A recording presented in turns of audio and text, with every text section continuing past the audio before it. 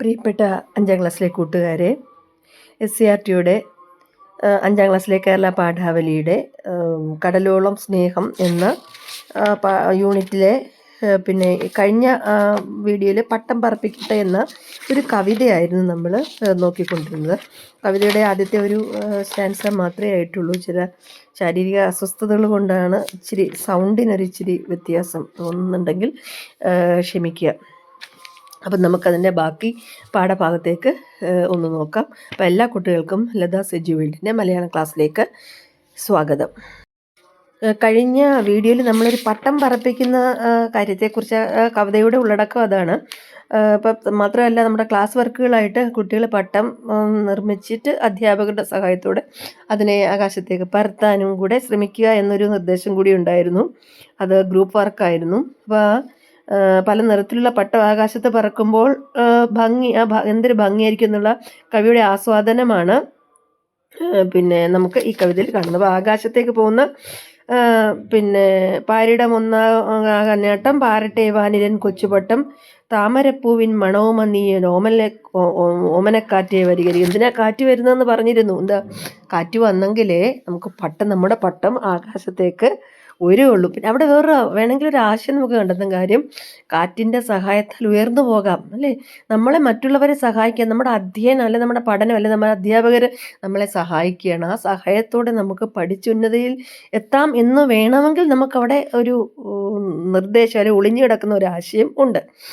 ഇനി അടുത്ത ഭാഗം കവിതയുടെ എങ്ങനെയാണ്: ഓരോ പടിയായി കയറുകൻ്റെ ചേതോഹരമാം വിചാരശില്പം താടി നരച്ചൊരൻ അച്ഛനെപ്പോൽ താഴത്തേക്കാകാശം നോക്കി നിൽപ്പൂ. നേരത്തെ പറഞ്ഞ ആ ഒരു അച്ഛൻ എന്നൊരു വാക്ക് അവിടെ ആരാണ് അച്ഛനായിട്ട് നോക്കി? അച്ഛന് താടി നരച്ചൊരു അച്ഛൻ, പ്രായമുള്ള ഒരു അച്ഛൻ്റെ സംരക്ഷണ എന്നാണ് അവിടെ ഉദ്ദേശിക്കുന്നത്. അവിടെ ആരാ സംരക്ഷണം തരുന്നത്? ആകാശം. അപ്പോൾ ആ ഉയർന്നു പോകുന്ന പട്ടം, ആ പട്ടത്തെ നമ്മുടെ ചിന്തകളായിട്ടോ അല്ലെങ്കിൽ നമ്മുടെ സ്വഭാവമായിട്ടോ നമുക്ക് കണക്ക് കൂട്ടിക്കൂടെ? ആ സ്വഭാവം ഉയർന്നു പോകാൻ നമ്മളെ എപ്പോഴും നിരീക്ഷിച്ചു കൊണ്ടിരിക്കുന്ന താടി നരച്ച അച്ഛൻ എന്ന് പറയും, പ്രായമായ അച്ഛൻ. ആ കരുതലാണ് അവിടെ പറയുന്നത്. ആ അച്ഛൻ എന്ത് ചെയ്യുന്നു? പട്ടം ഉയർന്നു ചെല്ലുന്നത്, ആകാശമാകുന്ന പട്ടം ഒരു തടസ്സവും കൂടാതെ ഉയർന്നു വരുന്നത് സസൂക്ഷ്മം നോക്കി നിൽക്കുകയാണ് ആകാശം. ഒരു വയസ്സായ പ്രായം ചെന്ന ഒരു അച്ഛനെപ്പോൾ. അപ്പം പ്രായം ചെന്ന് കഴിഞ്ഞാലും നമുക്ക് മാതാപിതാക്കളുടെ ഒരു സംരക്ഷണ എല്ലാ കാര്യത്തിലും പുരോഗമനത്തിലും നമുക്ക് ആവശ്യമാണ് എന്നൊരു സൂചനയുണ്ട് അവിടെ. ഇനി അത് മാത്രം പടിപടിയായിട്ട് ഓരോ പടിയായിട്ടുള്ള നമ്മുടെ ഉയർച്ചകളിൽ ഇവിടെ പട്ടം എന്നൊരു ഒരു പ്രതീകമാണ്. അത് നമ്മുടെ വിചാരമാണ് അല്ലേ. ഓക്കെ, വിചാരശില്പം നമ്മുടെ ഭാവനയിലുള്ള ആ ഒരു രൂപം. ഇവിടെ പട്ടമാണ് പറയുന്നത്, പക്ഷെ ഇങ്ങനെയും കൂടെ ഒരു ആശയം നമുക്ക് വേണമെങ്കിൽ കണ്ടെത്താം അവിടെ. ആ പട്ടം അല്ലെങ്കിൽ കവിയുടെ വിചാരശില്പം, മനസ്സിലെ ആ ഒരു രൂപം ഉയർന്നു ചെല്ലുന്നത് നോക്കി പ്രായം ചെന്ന നരച്ച താടിയുള്ള അച്ഛനെ പോലെ. അപ്പോൾ ആ അച്ഛൻ എന്താണെന്നറിയോ?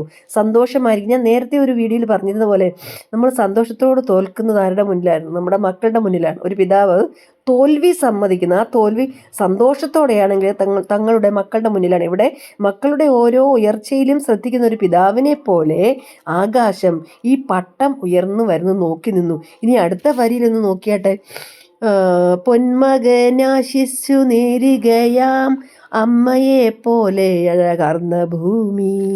അവിടെ അമ്മയെയാണ് ഉദ്ദേശിക്കുന്നത്. ഏത്? ഭൂമി എന്ന അമ്മ എന്താണ്? തൻ്റെ പ്രിയപ്പെട്ട മകന് ആശിഷ് എന്ന് പറഞ്ഞാൽ എന്തുവാ? അനുഗ്രഹം കൊടുക്കാൻ എന്ന പോലെ അമ്മയെ പോലെ അഴകാർന്ന ഭൂമി സൂര്യകരങ്ങൾ തലോടി നിൽപ്പൂ പോരിക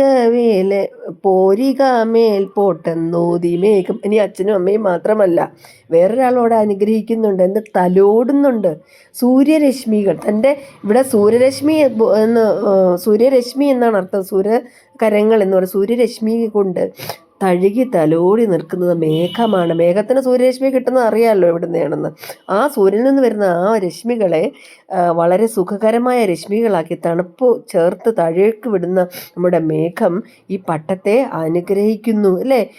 അനുഗ്രഹിക്കില്ല, വെൽക്കം ചെയ്യുന്നു, സ്വാഗതം ചെയ്യുന്നു. വെള്ളോട്ട് പോരെ ഒരു തടസ്സവും വരില്ല, പേടിക്കേണ്ട എന്ന രീതിയിൽ മുകളോട്ട് പോരാൻ പറയുന്നു. പക്ഷെ അമ്മ, ഭൂമിയാകുന്ന അമ്മ മകൻ എപ്പോഴും അനുഗ്രഹങ്ങൾ. അപ്പോൾ ഒരു മകന്, വളർച്ചയുടെ പടികൾ താണ്ടി വരുന്ന ഒരു മകന് മാതാപിതാക്കൾ നൽകുന്നതാണ് ഈ സമ്മാനങ്ങൾ. പക്ഷെ ആ മകന് വളർച്ചയുടെ അങ്ങേയറ്റം എത്തിക്കഴിയുമ്പോൾ ഈ മാതാപിതാക്കളെ ഇതേപോലെ ശ്രദ്ധിക്കണം എന്നൊരു നിർദ്ദേശം കൂടി അവിടെ വയ്ക്കുന്നുണ്ട്.